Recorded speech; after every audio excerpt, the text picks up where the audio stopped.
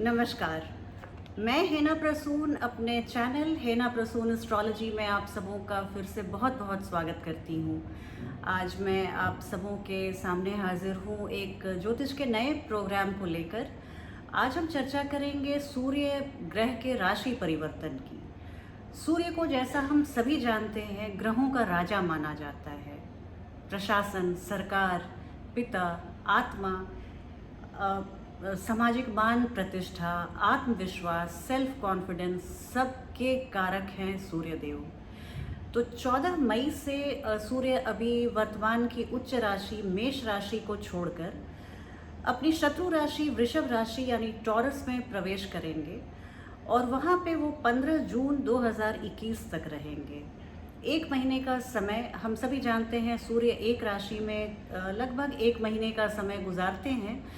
तो उनका ये भ्रमण, ये राशि परिवर्तन कैसा रहेगा, हम सभी 12 राशि वाले लोगों के बारे में हम जानते हैं एक एक करके। और इसके साथ ही मैं आपसे एक बार पुनः निवेदन करूंगी कि आप मेरे चैनल को सब्सक्राइब करें। आप मेरे वीडियो को अगर अच्छी लगे तो लाइक करें और लिंक को अपने फैमिली और फ्रेंड्स में शेयर करें। इसके लिए मैं आपकी हमेशा आभारी रहूँगी।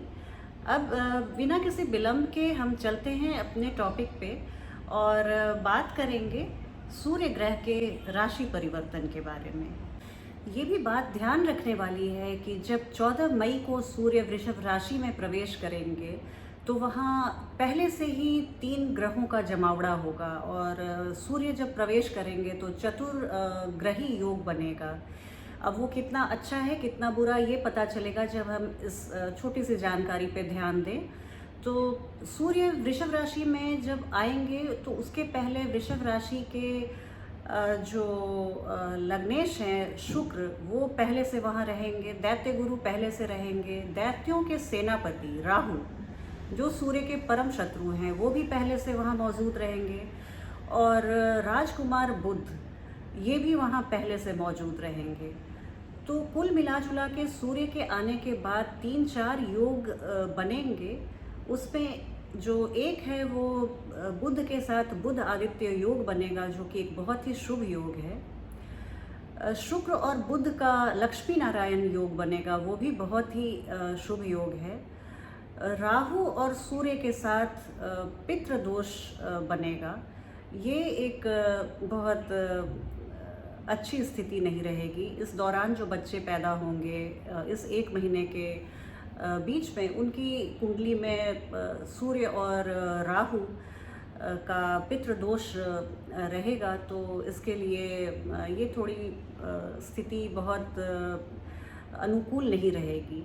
तो इन सब योग में फिर कुछ ज्योतिषियों का मानना है कि अगर 2 अच्छे योग बन रहे हैं और गोचर कुंडली में 2 बुरे योग बन रहे हैं तो प्राथमिकता बुरे योग को ही देनी चाहिए, क्योंकि उसका प्रभाव हमारे अच्छे योग को धूमिल कर सकता है, निरस्त कर सकता है। इसलिए एक महीने का समय लगभग हमारे सभी राशि वाले लोगों के लिए थोड़ा सा डिफ़िकल्ट रहेगा। ऐसे भी हमारा समाज और देश अभी वैश्विक बीमारी के कहर से जूझ रहा है। तो इसमें हम देखेंगे कि कमोबेश एक ही स्थिति है हम सभी राशि वाले लोगों के लिए। तो इसलिए ये एक महीने का समय जब गुजर जाएगा तो एक बेहतर स्थिति सामने आएगी। तो इसी आप कॉन्टेक्स्ट में इस फलादेश को देखें और समझें। एक बात और कहना चाहूँगी, मई का महीना हम सभी 12 राशि वाले लोगों के लिए बहुत ही महत्वपूर्ण महीना है। इसे मैं बहुत सकारात्मक तौर पे तो नहीं कह सकती हूँ क्योंकि ग्रहों की स्थिति ऐसी है। सूर्य भी अपने शत्रु राशि में आ रहे हैं जहाँ पर उनके परम शत्रु राहु पहले से वृषभ राशि में मौजूद हैं। बुध भी वहाँ पे रहेंगे। बुध और शुक्र की तो अच्छी बनती है, लेकिन दैत्य गुरु और वृषभ राशि के लग्नेश भी शुक्र भी वहाँ पे पहले से मौजूद रहेंगे क्योंकि वो 5 तारीख को राशि परिवर्तन कर चुके रहेंगे। तो इन सब स्थिति में और ऊपर से 26 मई को चंद्र ग्रहण भी होगा। चंद्रमा केतु के प्रभाव में आ जाएंगे। तो कुल मिलाकर स्थिति बहुत उत्साहवर्धक तो नहीं है, फिर भी कुछ लग्न और कुछ राशियों के लिए ये इस समय हमेशा की तरह बहुत अनुकूल रहेगा। इस राशिफल को आप अपनी चंद्र राशि या लग्न राशि से देखें, और बेहतर समझ के लिए आप इसे सूर्य राशि से भी देखें। मतलब आपकी जो ये तीनों राशियां होंगी आपकी जन्म कुंडली में, हो सकता है लग्न राशि और चंद्र राशि एक ही हो, तो आप कम से कम अपने लग्न और चंद्र राशि से तो ज़रूर देखें, और सूर्य राशि से भी देखेंगे तो आपको बहुत अच्छी जानकारी मिलेगी और आप अपने जीवन में इसे ज़्यादा सार्थक पाएंगे इस फलादेश को। कार्यक्रम के अंत में मैं आपको बताऊंगी कि सूर्य भगवान को प्रसन्न करने के लिए और उनके जो बुरे प्रभाव हैं उनको नष्ट करने के लिए क्या किया जाए। बहुत ही छोटी सी मैं बहुत ही प्रैक्टिकल रेमेडीज़ बताती हूँ, कोई बहुत लंबी चौड़ी और वैसा कुछ बताती नहीं हूँ कि आप यहाँ पे सिक्के गाड़ दीजिए और आप घर में लौटेंगे तो आपको अरबों की संपत्ति मिलेगी। लेकिन हाँ, मैं जो बताऊँगी वो इतनी इफ़ेक्टिव रेमेडीज़ रहेगी कि आप उसको पूरे विश्वास के साथ कीजिए और आपको सफलता मिलेगी। वृश्चिक राशि और वृश्चिक लग्न वाले लोगों के बारे में बात करूं तो वृश्चिक राशि वाले लोगों के बारे में यही कह सकती हूँ कि सूर्य का गोचर आपके सप्तम भाव में हो रहा है वृषभ राशि में, जहाँ पहले से शुक्र, बुध और राहु मौजूद हैं। तो होता क्या है कि जब सप्तम भाव में सूर्य आएंगे, वो भी अपनी शत्रु राशि में, तो आपके वैवाहिक जीवन में थोड़ी सी डिस्कम्फर्ट आ सकती है। आपका स्पाउस आपको उतना समझ नहीं पाएगा आपकी बातों को, आपके मनोभावों को, थोड़ी सी खटपट की स्थिति रह सकती है, थोड़ी सी अनबन हो सकती है, बाताबाती की स्थिति हो सकती है। तो चूँकि जैसा मैंने पहले भी बताया, फलादेश सुनने का मतलब ही यही होता है कि आप पहले से हवा के रुख को आप जान लें और उसके लिए जो भी बन पड़े उस स्थिति को अनुकूल बनाने के लिए, उसके लिए आप प्रयासरत हों। तो इसीलिए आप पहले से मान के चलें, आपके बिजनेस पार्टनरशिप आपकी बाधित हो सकती है, आपका बिजनेस पार्टनर आपको चीट कर सकता है, आपको हड्डी की समस्या हो सकती है, आपको ज्वर या फीवर की समस्या हो सकती है, थोड़े से हेल्थ के इश्यूज रह सकते हैं, आपके पार्टनर की तबीयत खराब हो सकती है, आपके जो स्पाउस हैं उनकी स्वास्थ्य थोड़ी ढीली रह सकती है। तो इसके लिए आप थोड़ा सा अपने मन को नियंत्रित करके संयम बना के रखें, और आपसे जो भी बन पड़े इस स्थिति को अनुकूल बनाने के लिए आप वैसे आप व्यवहार करें, तो ये समय आपके लिए भी अच्छा रहेगा। इसमें क्या है कि आपके लिए ये बहुत सारे अच्छे योग भी बन रहे हैं। जैसा मैंने कहा, लक्ष्मी नारायण योग भी बन रहा है और एक बुध आदित्य योग बन रहा है। तो ये भी एक स्थिति हो सकती है कि अगर आप नवविवाहित हैं, आपकी नई नई शादी हुई है, तो आपके लिए ये बहुत ही एक अनुकूल समय भी हो सकता है। क्योंकि अगर पहले से जो गृहस्थी चल रही है, पहले के जो पुराने शादीशुदा लोग होते हैं, उनके मैरिड लाइफ को हम चतुर्थ भाव से देखते हैं, लेकिन सप्तम भाव प्रेमी युगल के लिए, जो नई शादीशुदा दंपति है उसके लिए ये एक बहुत ही फेवरेबल समय भी आ रहा है। बुध आदित्य योग है, आपका लक्ष्मी नारायण योग है। तो मुझे लगता है कि ये ऐसे लोगों के लिए बहुत सार्थक समय रहेगा।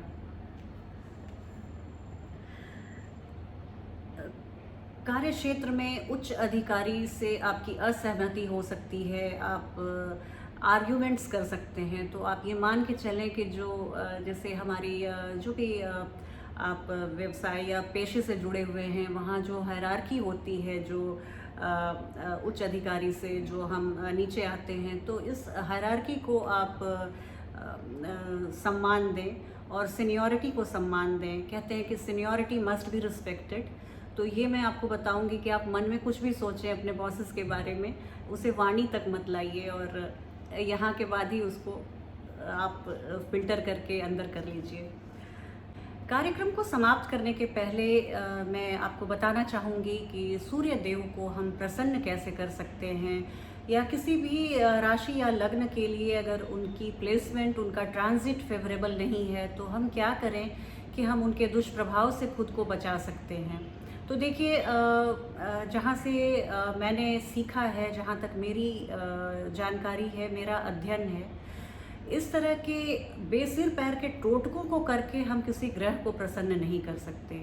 मैं जो बता रही हूँ आप बहुत ही ध्यान से सुनिएगा, और आप अगर इसमें से 2-4 चीज़ों को आप शामिल करते हैं अपने दैनिक दिनचर्या में, तो आपको सूर्य ग्रह आपके लिए बहुत ही फेवरेबल हो जाएंगे, बहुत अनुकूल हो जाएंगे और अपने शुभाशीर्वाद से आपको लैस कर देंगे।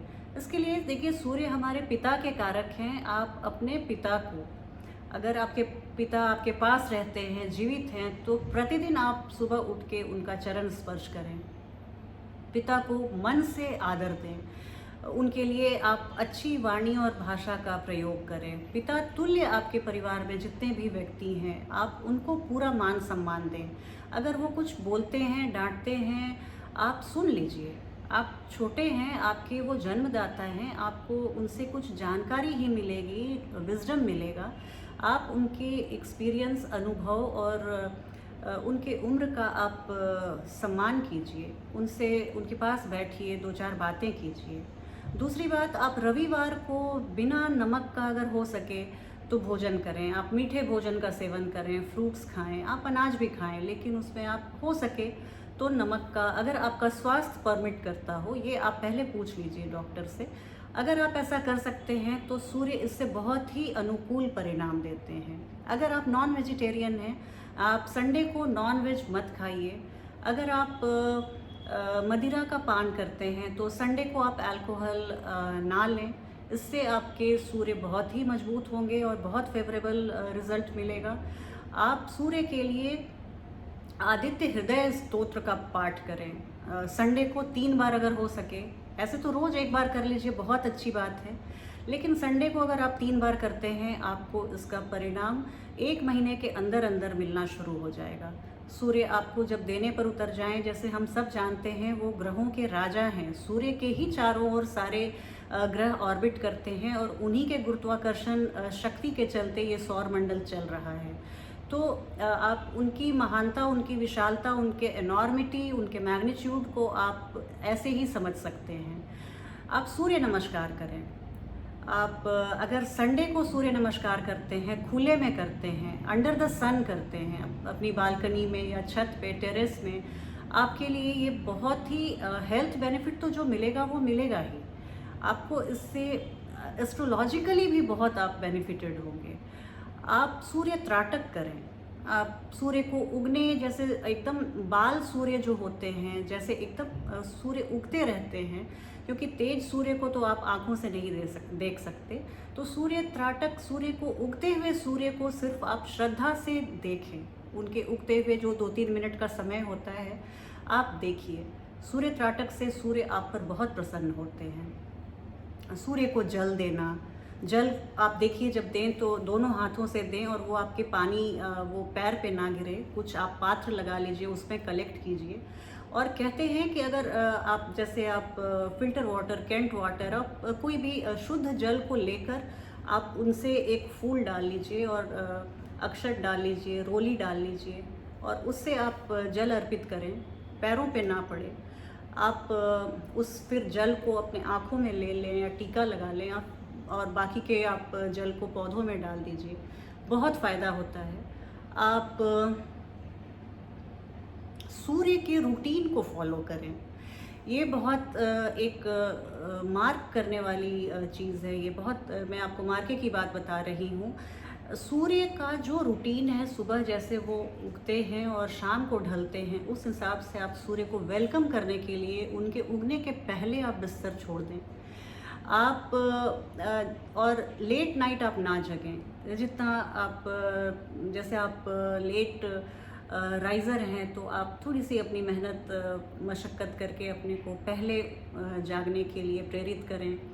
और सूर्य ढलने के बाद आप जल्दी जल्दी, जैसे आप खा लें, 7 साढ़े 7 बजे तक डिनर कर लें। ऐसी आप कुछ बातों को आप फॉलो कीजिए तो आपको निस्संदेह सूर्य का आशीर्वाद प्राप्त होगा। और उनसे संबंधित जितनी भी परेशानियां हैं, जितना भी स्ट्रगल है, संघर्ष है, आत्मविश्वास में कमी है, भाग्य में अगर आप कमी का अनुभव करते हैं, तो ये सब कुछ आपके लिए बहुत अनुकूल हो जाएगा। इसके साथ ही मैं अपनी वाणी को विराम देती हूँ। आप बताइएगा आपको ये राशिफल कैसा लगा। आपके कमेंट की प्रतीक्षा रहेगी मुझे।